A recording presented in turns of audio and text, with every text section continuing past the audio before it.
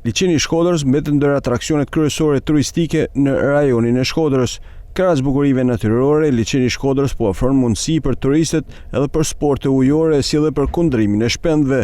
Për guidat që ne ofrojmë janë guida me një person që i shoqënon, ku i tregon vizitorëve liçenin, faunën dhe florën e tij, edhe self-guided tour ku turistët mundën me vazhdu vetëm në destinacionet paracaktuara. Një në opsionet më bazike në thojza, thënë kështu, është xhira në liçe, ku freskohen dhe kundrojnë shpend, këtë rast pelikanin, që këto kohët e fundit e kanë shumë prezent në liçen.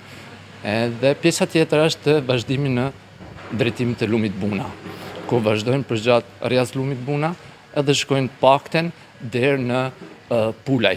Guidat turistike bën ditur se interesi i turistëve në krahasim me vitin e shkuar ka një rritje, ku turistë spanjoll dhe italian janë më të shumtit. Në përgjithësi janë nga Britania e Madhe, Belgjika edhe Hollanda.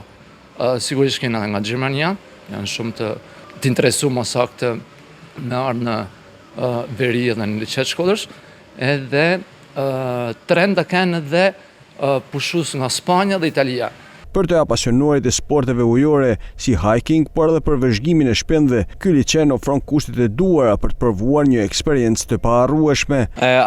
Unë jam nga Suedia. Vi për herë të parë në Shqipëri. Vendosëm së bashku me një shok të vizitojmë liçenin e Shkodrës. Liçeni është shumë i bukur dhe natyra përreth. Tani do të bëjmë një udhëtim me kanoa në liçen. Beautiful place. Me investimet e fundit në infrastrukturë, ku bë mundur rikonstruksioni i rrugës në bregun perëndimor, si dhe me përfshirjen e UNESCO, liçeni i Shkodrës dhe zona përreth pritet të ketë një zhvillim të dukshëm të turizmit.